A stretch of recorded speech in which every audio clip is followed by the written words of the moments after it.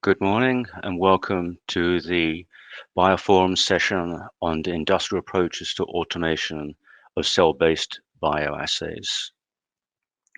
This morning, we're going to have 3 talks in this session.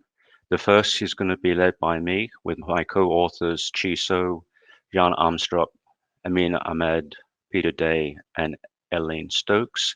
And we're going to review the industrial approaches to automation of cell-based bioassays.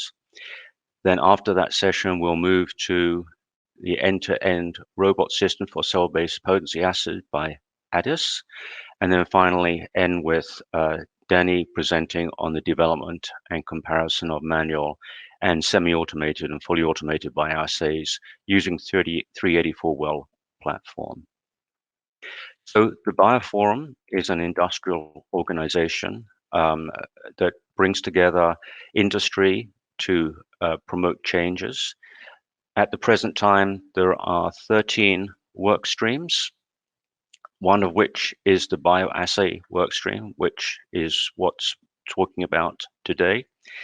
There are over 1,000 participants in the BioPhorum and 34 member companies are participating. So the BioPharm work group conducted a survey among their members, and this presentation is a composite view of those opinions shared by the whole of the BioPharm industry workplace work stream. It should not be, any answer should not be attributed to any one company. Since contributions for this survey came from a number of companies of various sizes with different business models, we believe this represents a good spectrum of the state of cell-based automation in the industry. And you can see below here the 23 companies that responded to the survey. So let's start with the survey questions, and then we'll go through the responses. The questions and answers are going to be kept to the end of the sessions.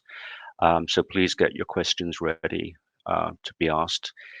So the first question was really around, do you automate, semi-automate, or have a manual approach to bioassays? And as a definition for this, we have manual assays. We define those as traditional 96 well plate assays using multi-channel pipettes. These are ones that we're all used to using. Semi-automated, we defined as a single purpose platform. There might be more than one single purpose platform, but there is significant analyst intervention in terms of moving plates from one automated platform to another. And then we defined fully automated as referring to a multi-purpose platform, which could do most of the automation with little analyst intervention. And so when we asked the question, do you semi or fully automate assays? 14 companies or 61% said they do either semi or fully automate assays, and 9 companies said that they do not automate assays. So when we asked what kind of platform you use for that, when you fully or semi-automate bioassays, what format do you use? And the vast majority of companies responded that they used the 96 well platform. 3 companies responded that they use a 384 well platform, and no companies responded that they use 1536. Now, some of these answers include companies that use both platforms, so the numbers may not always be adding up to the 23 companies that responded. But this is interesting because in 2016, we also conducted a similar survey to this on cell-based automation. And at that point, all companies were still using a 96 well plate format. We then asked the question, when you're developing an assay, what type of platform are you using as your first intent? And of those, 11 companies said they were manually automating assays. 9 companies said they were semi-automating, and 1 company said they were fully automating the assay. Of the 9 companies that are semi-automating the platform, they are using the platform for titrating test samples and reference standard and cell plating primarily. Some companies use it for the addition of detection reagents and the transfer of cell lysates from one plate to another plate. No companies at the moment are using it for plate reading or transferring plates to another instrument, as you would expect for a semi-automated approach. For that company, the one company that fully automates it from the first intent, they are using it for all the above, so including titration of reference standard and test sample, cell plating, addition of detection reagents, transferring of the cell lysate from one plate to another plate, moving the plate into a plate reader, and also transferring the plate from one instrument to another instrument. So when manual is used, it is the first platform of choice. So 11 companies use the manual approach as their first intent.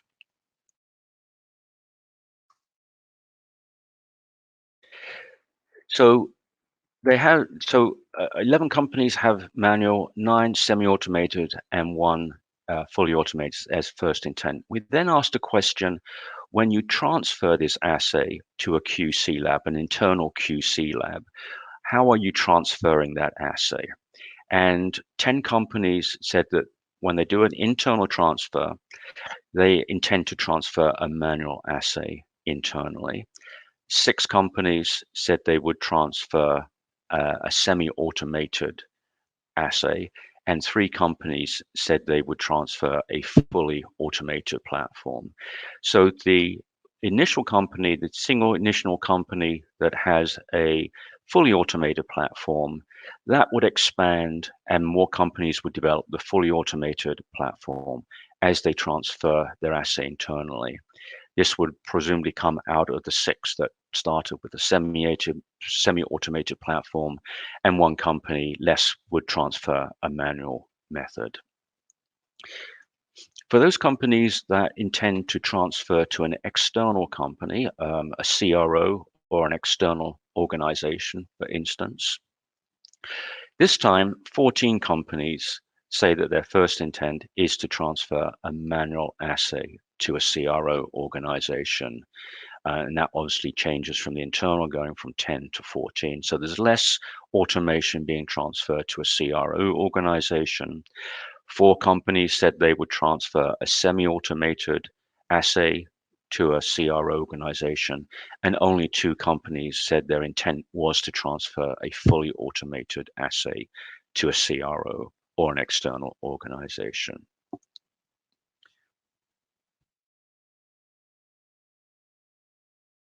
So there is an increase in expectation to deliver automated assays to CROs. So we next asked the question: when you are semi or fully automating a platform, are you qualifying or validating that platform? And 5 companies said that they do not qualify or validate the platform. 10 companies said they do qualify or validate that platform. We then asked the question: how do you validate or qualify that platform? And 7 companies responded that they perform an installation qualification, operational, and a performance qualification on the platform. 3 companies responded that they use another approach to validating or qualifying their platform. And 3 companies said that they do not qualify or validate that platform because they are using it for development purposes only. We then asked the same question about the fully automated platforms. And again, we got 4 companies responding that in a fully automated platform, they would perform the IQ, OQ, and PQ installation qualification. 1 company said that they would use an alternative approach to validate and qualifying their platform, and 2 companies said that they would not qualify or validate the platform. So the majority of platforms, either semi or fully automated platforms, are automated. And obviously that would be a prerequisite in almost all cases to performing GMP type assays. We then asked a question about how they are validating the experiment, the method this time. So when both manual and semi and fully automated assays are developed, what is the process for comparing those 2 assays together? And 8 companies responded that they would co-validate both the automated and the manual method in a single exercise. In other words, the automated assay would become either a second or third analyst in that process, and the results will be combined into a single validation exercise. 4 companies responded that they would do a statistical equivalent assessment between the validated and the manual and automated assays. And this may be, although we didn't ask this question, it may be because there is a difference in the life cycle of the assay development, that the manual method may come first of all and the automated assay later on. So an equivalence test would show equivalence between those 2 processes. 2 companies said they would validate the manual method only, and 4 companies responded that they would validate the methods in 2 independent exercises. So validating the manual method first of all, presumably, and then the automated assay in 2 different processes. And 2 companies responded that they would use a different process. So they didn't go into detail about how that process would take place. Method validation, automation, and manual methods are quite often performed in parallel with each other. We then asked a question about what are you using the automated platforms for, and 11 companies are using the automated platforms for the reporter assay. This probably represents that reporter assays are becoming more popular in the cell-based bioassay area. So, for example, a luciferase reporter assay. 8 companies reported that they use an ELISA assay to quantitate the readout from a cell-based assay. 6 companies reported that they would use it for quantitating a second messenger, such as cyclic AMP or phosphorylation. I guess this could be ELISA, but it could be HTRF or some other readout from the assay. 5 companies said they use it for proliferation, cell proliferation assays. And then one company uses it for receptor dimerization, ADCC assays, apoptosis, primary cell assays of some sort, and complement activation assays. So once a reporter and second messenger assays are probably the most common automated assays that are used. We then asked a question, when the method is automated, what are you using that automation to perform in the lab? And 4 companies said they would use it for robustness purposes, i.e. design of experiments or other approaches to robustness. 11 companies each said they would use it for characterization. This is a non-GMP assay, and development purposes for non-GMP purposes. But 10 companies each said they would use it for stability, and 10 companies said they would use it for release. So these are both GMP-based assays.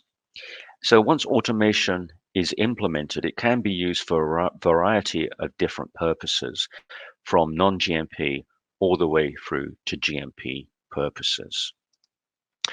We then asked a question, what platform are you using for automation? And so out of the companies, and this again could be a multi-choice question, 9 companies responded that they use the Integra Assist or the ViaFlow. 8 companies responded that they use the Hamilton, for example, the Star or the Starlet. 6 companies said they use the TCAM platform comprising the Fluent, the Freedom, or the D300 platform. 4 companies said they used the Biomech. 2 said they used the Eppendorf, and 1 company said they used the Echo platform. We then asked a free text question about what are your major concerns when developing either fully or semi-automated assays. And we broke the responses down into both a strategic challenge and a technical challenge. The strategic challenge, some of those were return on investment, as you might imagine. Automation is both expensive in terms of equipment and training. That was reflected in the price of the instrument to purchase, but also in the potential increased use of reagents, the increased dead volume, which is sometimes companies automating bioassays, and the possibility of spending resources when a project is terminated. One that we discussed quite extensively was the transferability of an automated assay to a QC or other commercial testing organizations, and that revolves around the alignment of equipment. From the previous slide, you could see that we use a variety of different equipment, and sometimes QC labs or CROs particularly have not invested in that equipment.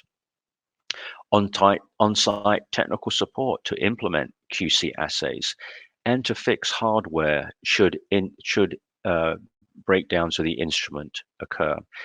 And this sometimes also leads to the purchase of 2 identical instruments, which can add additional cost to automating assays. And finally, the appropriate training of analysts, post preventive maintenance and support from the vendor. They were all seen as technical challenges to implementing the automated platform. And there were a number of technical challenges which they felt they had to deal with. Data integrity, how do you make sure the automated platform, particularly some of these semi-automated platforms, are recording actually what they're doing.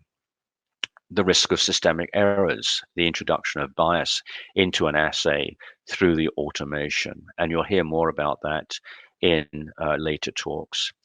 And the time needed to develop robust automation assays can extend the time that you have and put pressure on analysts to develop these automated assays.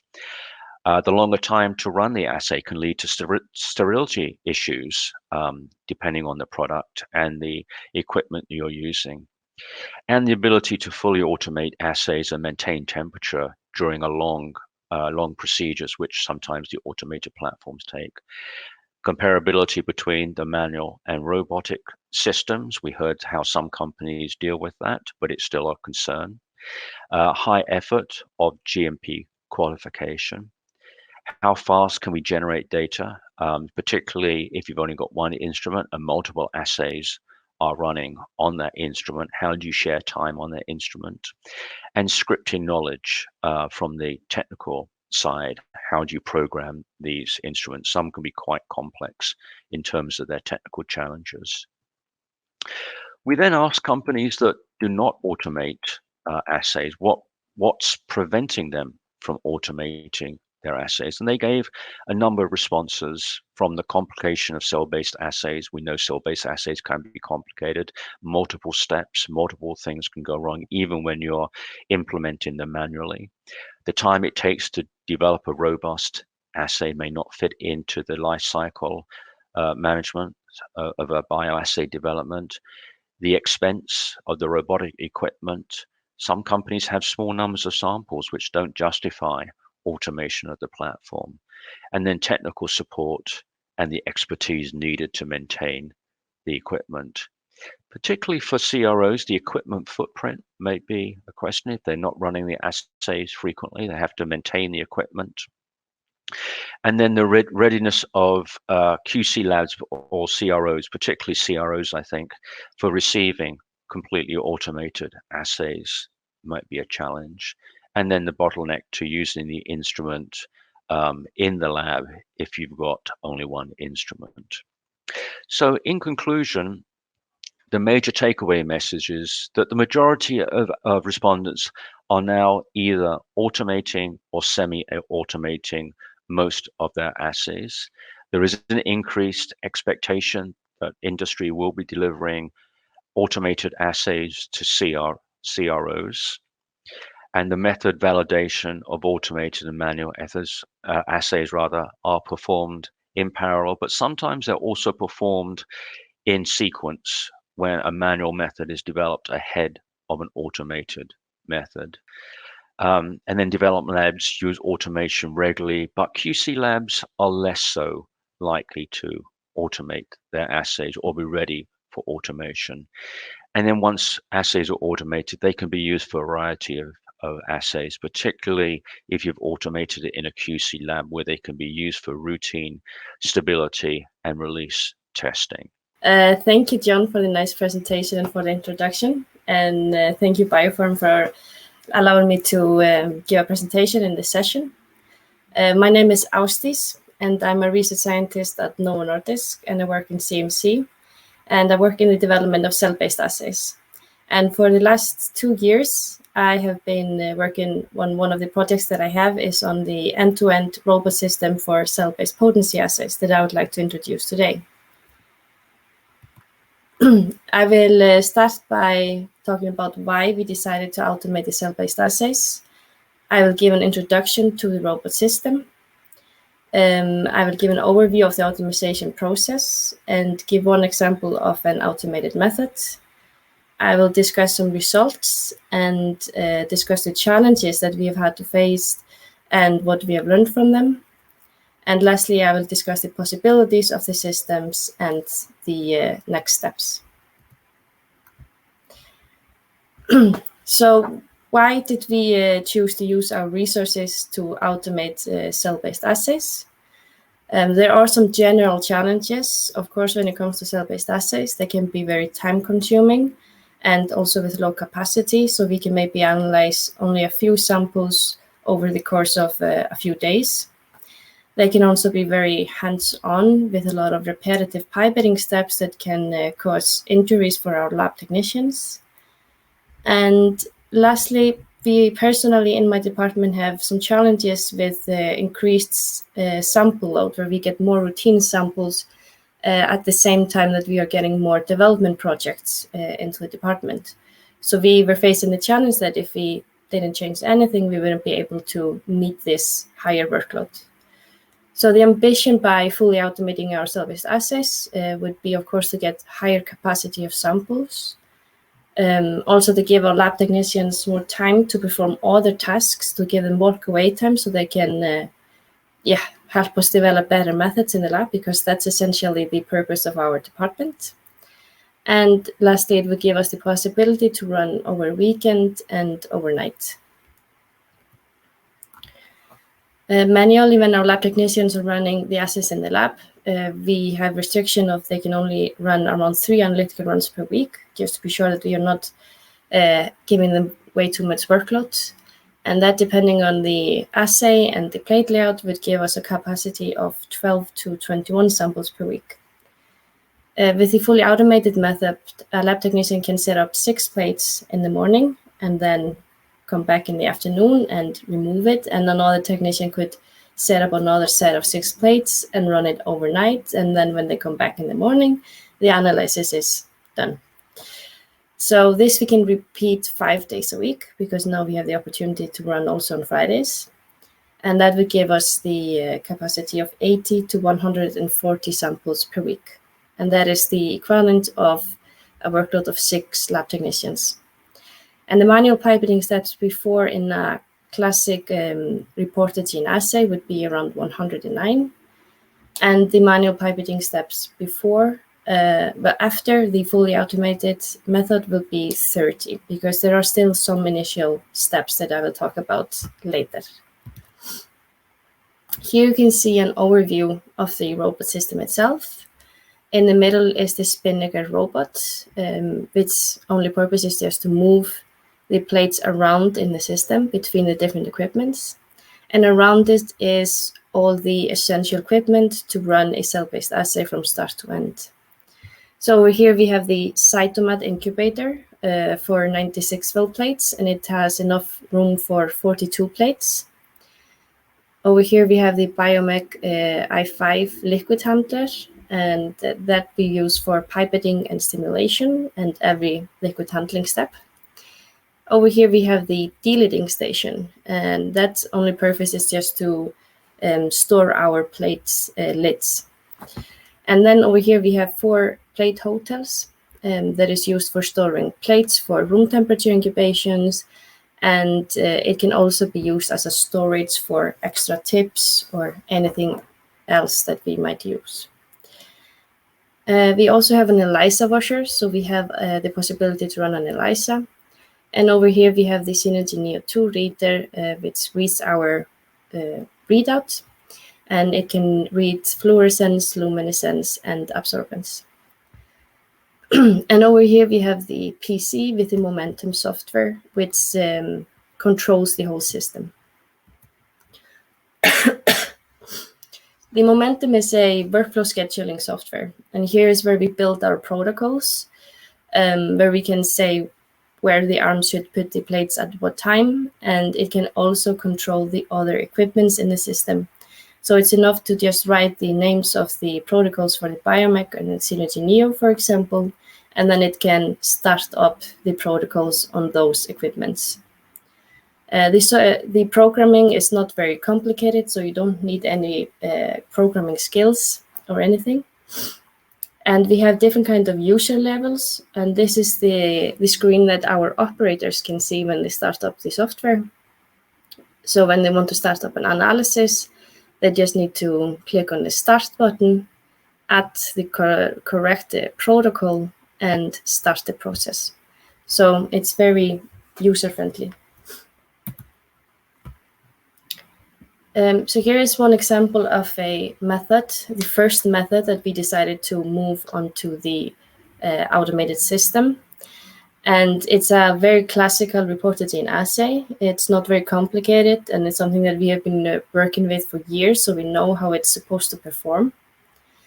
And that's one of the reasons that we decided to start with this method, to put it on the automated system, but also because it's one of the methods that has the most routine analysis load. So on day 1 is where our lab technicians, they see 3 96-well plates, and they incubate them overnight. And on day 2, they prepare the manual pre-dilutions, and the dilutions of the samples and the reference are then added to the Appendorf pipetting robot that carries out the rest of the dilutions. The cells are then stimulated and incubated, of course, and then the detection reagent is added with a 96-well via flow pipetting head pipette. And after an incubation, the responses are measured with a Synergy Neo, and from that we can calculate our results. So as you can see, the before full automation wasn't quite manual. We did have some automated steps with the pipetting robots, but the day 2 is still a pretty hands-on day. It takes a long time, and it doesn't give the lab technicians any walk away time. However, with the fully automated system, the lab technicians, they can prepare the cell plates the day before. Now they can see 6 96-well plates because it's easier for the robot to handle 6 plates at a time. And on the day, they just load the plates to the cytomat and load the pipetting tips and reagents and plasticware to the Biomech. And they also prepare the first manual pre-dilutions before they load it on the Biomech. And for that, there are 2 reasons. In our pre-dilutions, we have acetonitrile in quite high concentration. So the first dilutions need to be performed in a stink cabinet. And also, we are having some restrictions on how much space we have on the Biomech. But after they have prepared the dilutions and loaded on the Biomech, they can just start the assay in the Momentum software and then walk away and use their time for something else while the robot runs the analysis. And the way that the robot runs the analysis, you can see the steps over here. It starts by diluting on the Biomech liquid handler. The plates are removed from the incubator, and the cells are stimulated on the Biomech and then incubated again in the cytomat. After that, a detection reagent is added on the biomech, and the cell plates are incubated in room temperature on the plate hotels, and the plates are finally read on the Synergy Neo. And I will show you a really short video of how the robot arm is working live. Now it's prepared to take the plates from the cytomad incubator. And in the head that kind of looks like a crab, there is a barcode reader. So it can read the barcodes of the plates, so we can follow each steps of the plates throughout the analysis. And here the crab head is taking the plate out of the incubator and moving it into the delidding station. And the delidding station has a suction, so it can take the lid off and store the lid while the robot is moving it into the biomech. So now it's just readjusting its grip before it's going to move the plate into the biomech, where the cell plate is going to be stimulated. Yeah.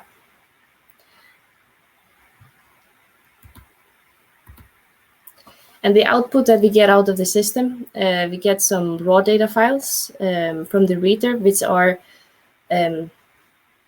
automatically exported to a GXP file. And these raw data we use to calculate our potency. We also get some log files from the momentum that we can use to review our analysis. So we can see who was the operator, if all of the steps were performed correctly, if the incubations were correct, and etc. Here you can see an example of curves of the before full automation and after full automation method. And as you can see, the curves look really nice in both before and after, and the potency values are around 100. We did not validate the method after the full automation, and that is because we did not change anything in the principle of the methods. All the incubation times and volumes were the same, and also because the automated system has been fully GMP qualified last year. And when we're working with a complicated system like this, there is, of course, some challenges that we will face. And one of the main challenges that we faced was the communication between the different systems, because they are from different suppliers. Where the Spinnaker system is from Thermo Fisher, the biomech is from Ramcon, and the Synergy 5 is from Biotech. So our IT SME expert, she spent the whole day in the lab to find the exact right way of turning on all the computers and all the equipment. And finally, she found the sweet spot of the 14 steps to start up the process. And also in the beginning, we had the challenge that there was no driver for communication between Momentum and the biomech i5. And we were lucky enough that there were also another people that were buying the biomech, and were also clients of Thermo Fisher. So that was a little bit of a extra push to give us the driver in time. So we had to wait a few months, and then we got the driver for the biomech. There has also been some lack of communication between the Momentum software and the GMP qualified software of Chain 5 Secure for the Synergy Neo, because it couldn't access the encrypted database in the secure system. And so we needed to find a workaround to access our protocols. And the Momentum cannot save directly to the locked GXP drive that we have. So we built a transfer robot program that can automatically export the files for us. And lastly, we are faced with the challenge that our liquid handler is a little bit too small, so it doesn't fit for a 96 pipette head. So it can take a really long time to stimulate the cells, for example, because of how the deck is set up and the pipetting tools that we have. So what we have learned from this, and what we definitely recommend for others to do, is to use the information that the supplier and producers have before you go out and buy the other equipment for the system. So ask the suppliers what systems should we buy to ensure the best communication, what other companies are they used to working with. You can also ask if they know if any other clients are using it for GMP solutions, because that would make it easier for you to maybe have a network to ask for solutions. I also recommend that you obtain experience with the systems of GSP usage before qualification. That way you don't lock down the system with GMP and lock it down so you can't change anything afterwards. And also then you just know your system more better before you actually qualify it, and then you know what to look for in the qualification. And I recommend attending user meetings. Me and my colleagues have been to one of these user meetings before, and it was very helpful, where we can talk to the other users of Momentum software and of the robot arm and see what other people are working with. And then you can also kind of make like a wish list for any updates that you want for the software. And with a complicated system like this, you are going to have some issues. It will freeze. There will be some issues with the software. So I definitely recommend that you back up your database really regularly, because then usually you can just get your database from the day before and load it on the system and run the system afterwards. And lastly, I recommend that before you go and buy a liquid handler, really map up the process of the dilutions and the stimulation needed to see what DAC and what pipetting tools will be the best for your assay. So the possibilities that this fully automated system has given us is that it can run most of our routine analysis, and that gives us more time for developing better methods. It's a flexible system where we can use a part of the system for analysis and run the other parts manually. For example, if the biomic is for service or anything like that, then we can use the rest of the system. And the robotic system gives us the opportunity to optimize methods without the limitation of what the technicians can do in the lab. That can, for example, be with working with more cell plates at a time. It can be with incubation times that don't have to fit into one workday. However, I recommend that you always also have a manual method that you can use if the system goes down, so you don't have the issue if the robot system comes down. And lastly, it is possible to add and remove equipment from the system. And when we went to the user meeting, we saw examples where people were using the system for ELISA, HPLC, mass spectrometry. So it's very flexible like that. So the next steps for us is to get more of our sample load on the Spinnaker. Currently, we can run around 50% of our samples on the system. So our next step is to try to add more different types of methods, such as ELISA-based methods on the system.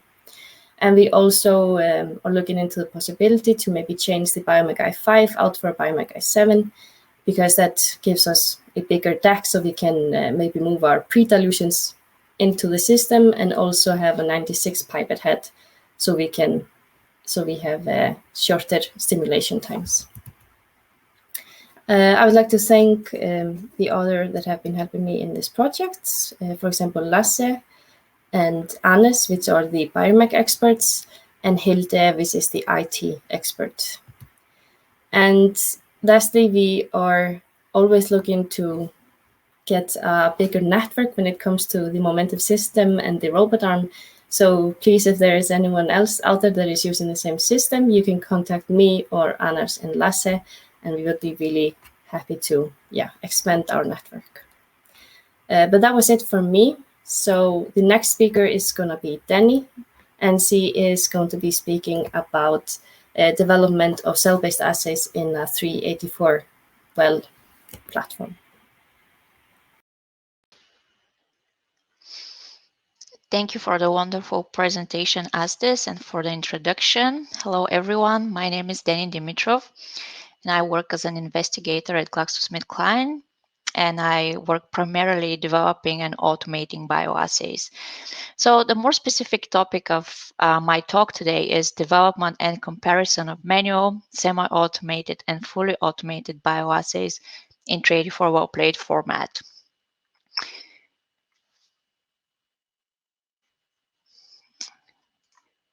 All right, here we are. So in this talk, I will go over the challenges in developing and performing bioassays. Then I'll talk about how we can use automation to overcome those challenges. I'll talk in more details about the specific reporter bioassay 96 well plate format, which we used as a starting point for our automation work, how we automated that assay in 384 well plate format. And I'll talk about the comparison between these bioassays, and I'll finish up with conclusions. So performing bioassays and developing bioassays comes with many challenges, many steps, use of cells, sometimes more than one cell line, small volumes, multiple dilution steps, small dead volumes. Bioassays, they come with high variability. That's analyst to analyst variability, occasion to occasion variability, and even laboratory to laboratory variability. Most of our bioassays are in 96 well plate format, and it's usually a 2 or 3 day manual process. In terms of the throughput, since we perform this in 96 well plate formats, the throughput is small. Most of our assays are 1 sample per 3 plates. Recently, we've been working with some very well behaved reporter assays. So we can push it a little bit to 2 or 3 samples per 3 plates, but it doesn't get any better than that. So if we use automation for bioassays, we can eliminate the manual process. That will first decrease the failure rates of the assays. It will decrease the assay variability, and also it can eliminate the ergonomics concerns. We can use automation to perform bioassays in 384 well plate formats, and this way we can increase the throughput of these assays. Automated bioassays are easy to transfer to external laboratories, provided that these external laboratories have the exact same equipment that has been validated and calibrated regularly. Automation is good for bioassays that are run regularly. This way, your analysts, they can spend their time not routinely testing samples, but developing new bioassays. Also, automation is good for assays that are run rarely. This way, you don't need to retrain your analyst every 6 months. So, in the bioassay laboratory at GlaxoSmithKline, we have a few instruments that we use for automation and for semi-automation. For semi-automation, we use HPD300E instrument. We use it to create our titration curves. Also, for semi-automation, we use ViaFlow. That's an instrument that you can use to dispense liquids in and out of your assay plate. Both of these instruments are very easy to work with. You don't need any specific programming skills to operate these instruments. They are validated equipment in our laboratory. Also, you can use both of these instruments to perform 96 well plate format assays or 384 well plate format bioassays. We are capable of doing full automation using Hamilton liquid handling star robot. And this robot, so once an assay is developed on this robot and validated, there is no need for an analyst who is proficient in bioassay techniques. This equipment is validated in our laboratory. Also, we have a HEPA hood that sits on top of this instrument, and what it does, it creates this positive pressure around the instrument, so the inside of the instrument is sterile. Also, the current setup of our Hamilton robots, we have 2 in our bioassay laboratory. Both of these robots, their current setup allows for performing bioassays in 96 well plate and 384 well plate formats. So I want to spend a few minutes talking about the HP D300E digital dispenser, because it's a very interesting instrument. So it's a small instrument that you can see here can fit inside a biosafety cabinet. And it's connected to a computer. So a computer is outside of the biosafety cabinet, and the software is loaded on the computer. It's software that's very easy to work with. The instrument uses these cartridges with these wells. And what you do, you add your samples, reference standards, assay controls, or your analytes in these wells. And what the instrument does,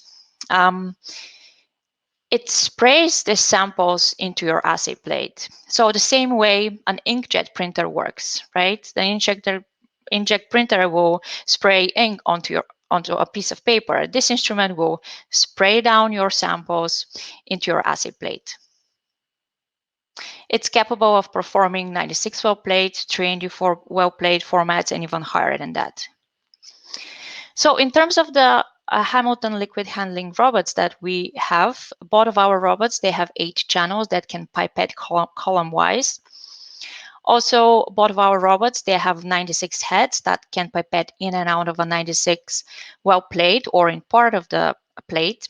Also, we use the 96 head to pipette in and out of a 384 well plate. And we do that by pipetting 4 times into the 4 quadrants of the plate. So that's how Hamilton's deck looks like. So there are these like black things called tracks, and your carriers, they slide on top of these tracks, and all of your labware, your plates, your tubes, your media, assays media, your tips, everything goes on top of these carriers. Here you can see the 8 channels, and also you can see the 96 head at the very back as well. So this is a big instrument. Hamilton engineers, they install that instrument for us, installed it for us. Also, we perform maintenance every twice a year, so every 6 months. Hamilton engineers, they come on site and they perform that for us. It's a validated equipment in our laboratory. In terms of the method programming, it takes some time to learn how to work with these instruments. And you need some kind of basic programming skills. I mean, it will be easier for you if you do. In our laboratory, we always have a manual method that goes together with the automated method, kind of a manual counterpart to the automated one. This way, we either need to perform equivalency studies between the 2 methods, or these 2 methods need to be part of the qualification and the validation studies. So now I'm going to switch gears and start talking about the specific bioassay, reporter bioassay in 96 well plate format. That was the starting point for our automation work. So for the same project, we developed 2 different bioassays.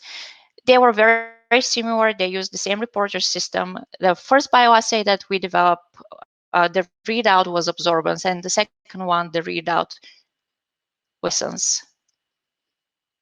So the only qualified assay was the absorbance assay, because that was the first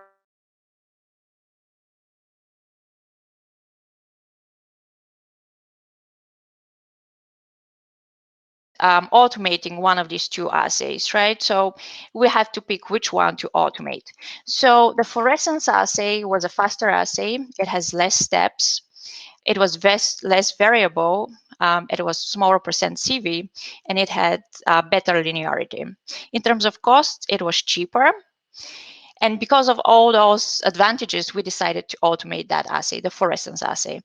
Also, we decided to go 1 step further and automate the assay in 384 well plate format. So to do that, we started first with the assay planning. So we set up the plate format, we determined the sample concentration range, then we determined the required dilution range. The next step was method write-up, when you actually start programming the method.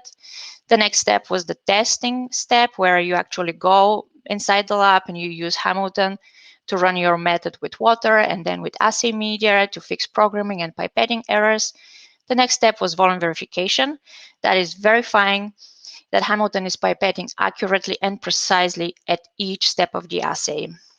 The next step was to pick 1 sample concentration and develop the whole assay, optimize the whole assay with this 1 concentration. Then we started testing the same assay with different samples concentration.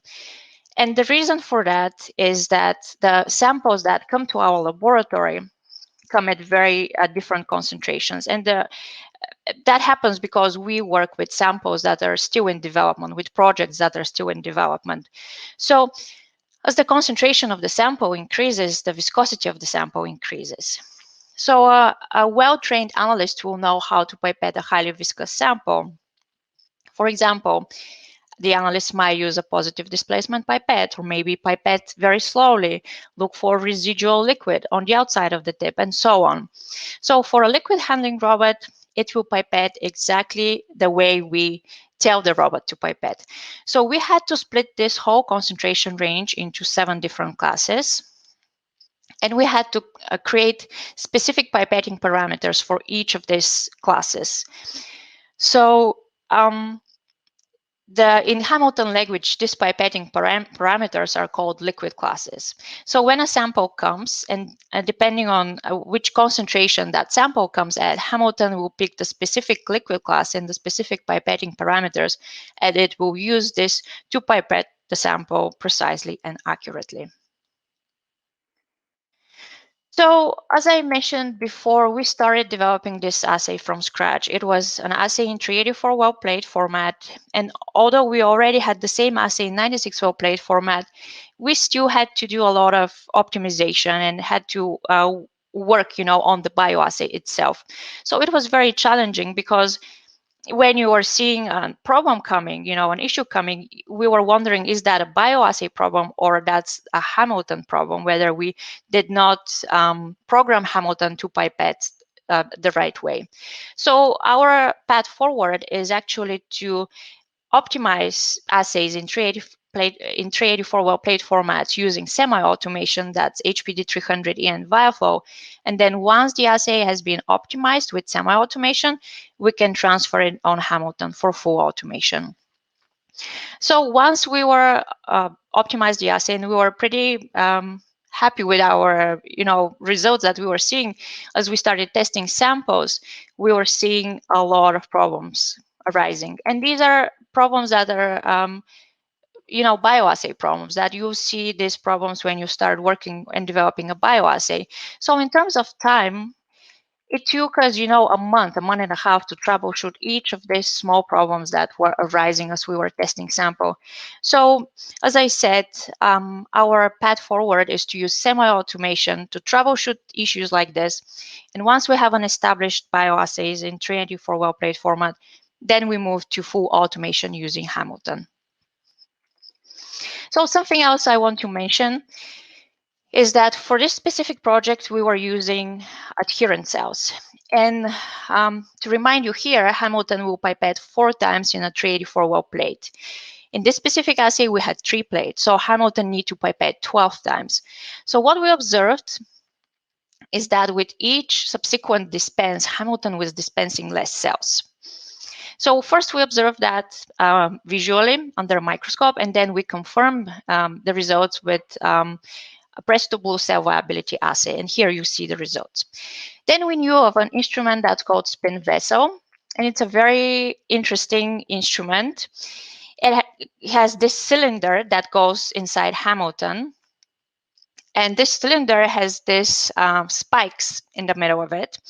And it rotates clockwise, then it stops and rotates counterclockwise. And Hamilton can dispense in and out of this cylinder while it's rotating. So when we use this cylinder to dispense cells, and again, Hamilton was dispensing 12 times into the 3 plates, we did not see this drop in viability. So we had same amount of cells with each dispense. Then what we did after the last dispense, we let the cells spin for another 40 minutes. So we basically wanted to damage the cells and see decrease in the viability. Then we asked Hamilton to dispense. We made Hamilton dispense into another plate, and we did not see this drop in the cell viability. So spin vessel seems like it's a very good instrument to mix your cells uniformly and without damaging them. So now for the same project, we had developed 2 assays in 96 well plate formats, one absorbance and one fluorescence, and one assay in 384 well plate formats that was fully automated. So we wanted to compare the fully automated assay, and we had to do that comparison to the absorbance assay, since that was the only assay that we qualified. So what we did, we tested 24 samples with Hamilton using the 384 well plate format. And then we wanted to see how this assay will perform if we use semi-automation like HPD300E and BioPhorum. So the same protocol, the same assay, we ran it with semi-automation and we tested 24 samples. And we compared the results of automation and semi-automation to the manual data that we have from the absorbance assays in 96 well plate format. That was our qualification data. So looking at the data here, in terms of the relative potencies, you see everything was within 1.3 and 0.7. However, we see a lot of spread, of the data, variability of the data for Hamilton. When we look at the percent CV for each one of these three methods, that's percent CV for each of the reportables, right? Again, we see high variability or data spread for the Hamilton, but also you see the manual is kind of comparable. When we look at the actual numbers, the percent relative standard deviation for Hamilton was the highest, right, at 11%, followed by semi-automation and manual automation. Manual method.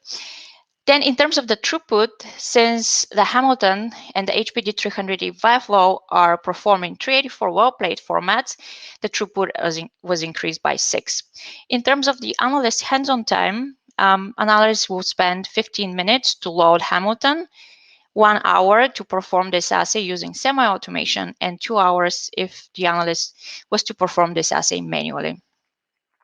In terms of the assay failure rates, we had 3 newly trained analysts, and these 3 analysts were analyzing samples, testing samples. So we see very high percent failure. So starting from 38%, which is high, and for one of the analysts, it was reaching 67%.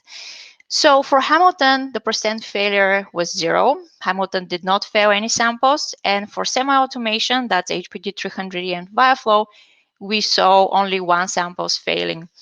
And that was failure rate of 4%. So then we wanted to see whether these 3 methods are equivalent by statistical means. So Brooke Marshall from our statistics department, she performed a 3-2 sample toast analysis and 95% confidence level. And the equivalence criteria that she set for each comparison is that the 90% confidence interval of the mean difference in reportable relative potencies falls between negative 0.1 and 0.1. So after she did this analysis, all 3 methods were deemed equivalent. So in conclusions, HPD300E, BioPhorum, and Hamilton are suitable instruments for automating bioassays in 384 well plate formats. Spin vessel can be used for uniform cell dispense. Also, having proper liquid classes, if you're working with a wide range of sample concentration, is essential if you're working with liquid handling robots like Hamilton. And automating bioassays in 384 well plate formats leads to higher throughput, decrease in assay failure rates, and less analyst hands-on time. I want to acknowledge the whole bioassay team at GlaxoSmithKline, my manager, Andrew Thompson, Shelley Fang, Steve Truly, Ejin Chen. They were my go-to people in terms of bioassay troubleshooting. John White, the director of our department, was very supportive of this project. Automation support I received from Dan Schussler, Tiani Zhang, and Sean Gobi, and statistics support from Brooke Marshalls. And with that, I want to thank you for your attention. I think it's time for our Q&A session. That's for all of the 3 talks so far. Thank you.